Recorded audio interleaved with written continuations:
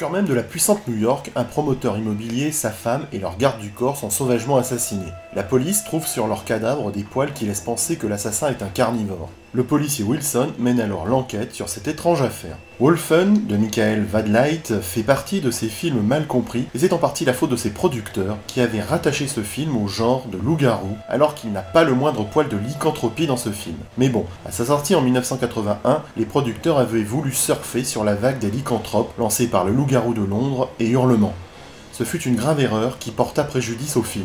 Wolfen est avant tout une histoire de loup, pleine de mysticisme et de tradition. Et c'est dans cette atmosphère que nous suivons avec intérêt l'enquête de l'inspecteur Wilson dans un New York sordide, aux immeubles éventrés, ravagés par les incendies volontaires, avec une inquiétante église désaffectée à ciel ouvert. L'une des forces du film est également son point faible. Il s'agit du flic, interprété par l'excellent Albert Finney, qui a un je ne sais quoi d'inspecteur Harry débonnaire et qui au fur et à mesure du film impose une certaine aura qui finit par nuire aux éléments fantastiques du récit. Toutefois, le mysticisme qui se développe au fur et à mesure de l'intrigue reste quand même novateur pour un film de l'époque. La première heure du film a l'intelligence de ne pas nous montrer les assassins, mais nous pouvons les deviner. Le film aborde au départ la forme du polar tout en usant de travelling et de plans séquences détaillant la ville de New York. Là-dessus, le réalisateur use habilement d'une caméra subjective pour figurer efficacement l'entrée en scène d'un animal redoutable qui est sans doute un loup. Ici, le parti pris du réalisateur est à l'opposé d'autres films du genre qui dévoilent bien vite un loup-garou souvent esthétiquement ridicule. Mais Michael Vadleit préfère garder le mystère de l'animal en utilisant de nombreux plans séquences saccadés et agrémentés de filtres translucides. Ceci donne un cachet puissant à la première partie du film.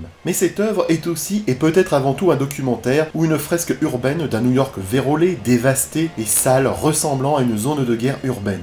Les décors sont tous naturels et ajoutent au malaise du spectateur quand il regarde ce film. Le délabrement de la ville est saisissant de brutalité. Le réalisateur nous dépeint un New York crapoteux très éloigné de l'image que l'on peut avoir de la grosse pomme. Décombres, immeubles croulants et rues encombrées de déchets en tout genre défilent sous nos yeux tout au long de l'enquête. Wolfen ressemble vraiment à un documentaire sur le New York de la fin des années 70. Il faut dire que Vadleit était un spécialiste des documentaires avant de tourner ce film. Et c'est sur ce background esthétiquement désolant et incroyablement sociologique que le film prend toute sa puissance. Wolfen, c'est à la fois de la critique sociale et de l'autre un regard écologiste qui balance grave sur l'histoire passée et violente de l'Amérique. Car les Indiens y sont très présents, et le cadre dévasté dans lequel ils évoluent durant le film est une puissante métaphore sur leur disparition. La mort du promoteur immobilier, au début du film, qui désire nettoyer le Bronx de sa population misérable, rappelle habilement comment le peuple natif du territoire américain a été délogé sans aucun scrupule par l'homme blanc. Le film égratigne l'histoire de l'Amérique par un sérieux coup de griffe et de croc si je puis me permettre. Malheureusement, la deuxième partie du film est marquée par un manque de rythme assez déconcertant. Le spectateur navigue plus dans le fantastique, mais son mysticisme poussé a pu déconcerter certains d'entre nous. Et au final, l'apparition d'une meute de loups finit par inscrire Wolfen dans le genre très classique du film d'attaque animale. Toutefois, Vadleit fait de cette meute la réincarnation des esprits indiens, dont le message sans équivoque incarne à son tour le pamphlet politique, dont le message est clair.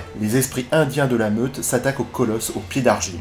Wolfen a donc plusieurs niveaux de lecture, mais il reste d'une très grande richesse artistique. De même, ce film possède, et cela malgré quelques lenteurs, une indéniable qualité de mise en scène dans des décors incroyablement réalistes plongés dans une atmosphère de décrépitude urbaine pleine de malaise. Ce n'est d'ailleurs pas pour rien qu'il obtiendra le prix spécial du jury du Festival d'Avoriaz 1982. Sans pour autant être un modèle du genre, la séquence finale est esthétique et très intellectuelle dans sa démonstration, et elle permet pleinement de justifier l'existence de cette œuvre. Nous avons affaire à une parabole sur le retour à l'animalité, à la chasse, à la possession d'un territoire, qui se laisse quand même agréablement regarder, et qu'il faut avoir chez soi dans sa vidéothèque consacrée aux films des années 80. Et pour ceux qui veulent en savoir encore plus, je vous conseille le roman de Waitley Strieber, qui nous donne plus d'informations sur cette intrigue, car le film a malheureusement été massacré au montage, sachant qu'au départ, il durait plus de 4h30. Ceci explique certainement cela.